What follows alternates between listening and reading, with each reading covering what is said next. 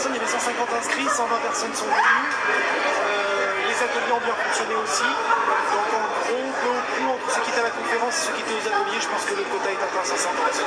D'accord. Alors, les réseaux sociaux, c'est quelque chose de très compliqué finalement. Qui maîtrise les réseaux sociaux? Personne. Personne écoute les conférenciers. Non, on ne maîtrise pas les réseaux sociaux. Les réseaux sociaux sont des outils. On appréhende des outils, on travaille sur ces outils-là. On découvre toujours de nouvelles choses puisqu'on s'adresse en fait d'humain à humain. Et à partir du moment où on travaille d'humain à humain, c'est toujours différent. C'est toujours quelque chose de renouvelé. Et en fonction de sa cible, on va découvrir quelque chose qu'on utilisait sur certaines personnes et pas sur d'autres.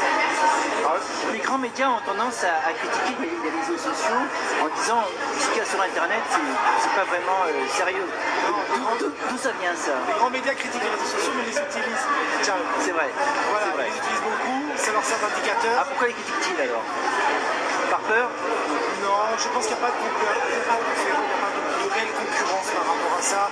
Je pense que ce qui fait peur, c'est la libre tribune laissée aux individus. N'importe qui aujourd'hui puisse s'exprimer et exprimer son point de vue sur les réseaux sociaux.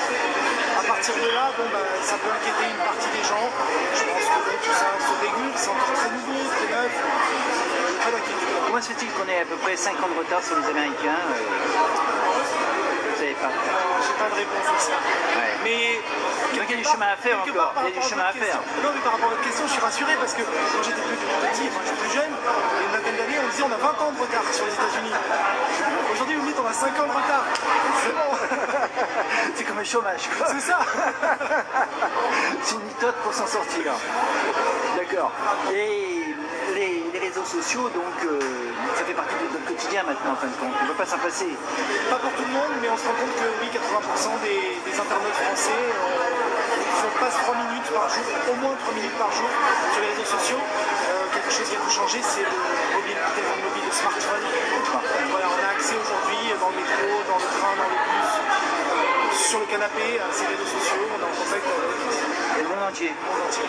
Et c'est vrai que pour trouver du travail, l'aspect, on parlait tout à l'heure de mettre un bon profil sur un réseau, c'est aussi par exemple, être trilingue ou à l'école des langues.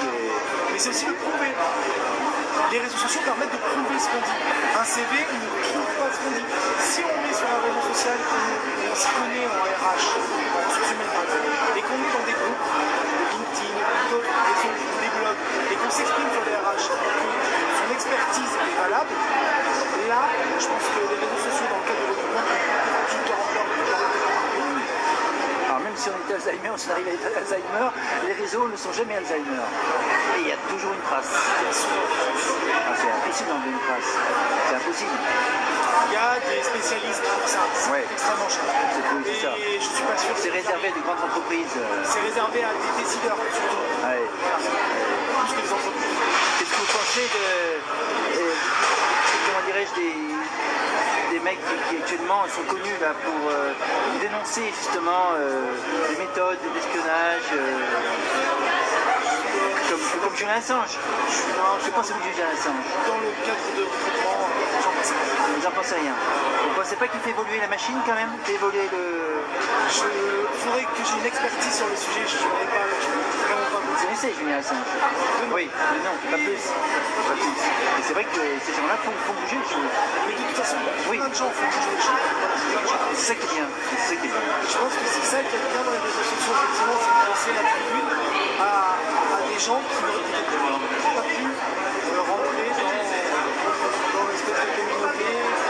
Voilà, on sait que c'était très difficile, on parle du stage tout à l'heure, je sais que c'était très difficile d'accéder aux grands médias. On n'aurait pas pu avoir cette tribune si on était une personne lambda. Aujourd'hui, on peut s'affranchir de ces règles secrètes, de ces personnes qui cooptées ou quoi au caisse. On peut s'exprimer librement. On fait un blog, le blog plaît, le blog ne plaît pas.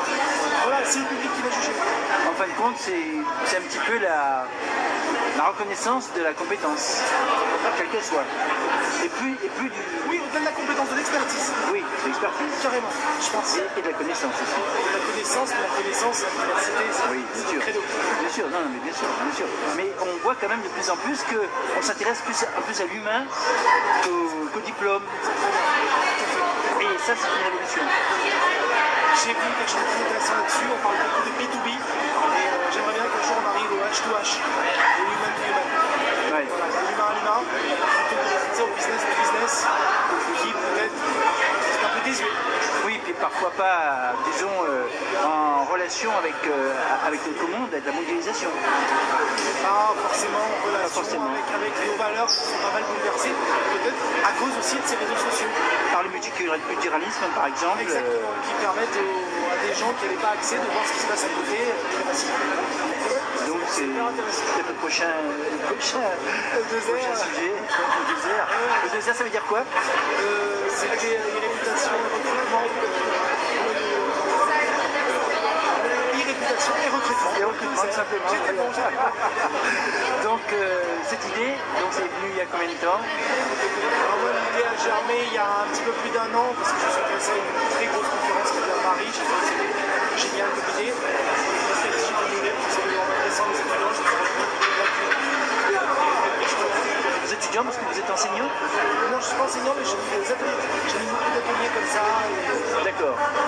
Et par exemple, si on veut assister à un atelier, comment on fait? Ah ben, ça dépend des formations. Il y en a qui l'inscrivent dans le cadre de leur formation. J'interviens, comme le fera un chargé de TD. Et sinon, on fait aussi des formations. Par exemple, par rapport à Pôle emploi, vous intervenez? Non. C'est uniquement l'université. Pas aujourd'hui. Je suis salarié de l'université. Peut-être demain. Non. Rectorat, c'est ça? Non, même plus l'université. L'université des D'accord. sciences. C'est déjà pas mal, hein, 13 composants. Oui, bien sûr. Merci.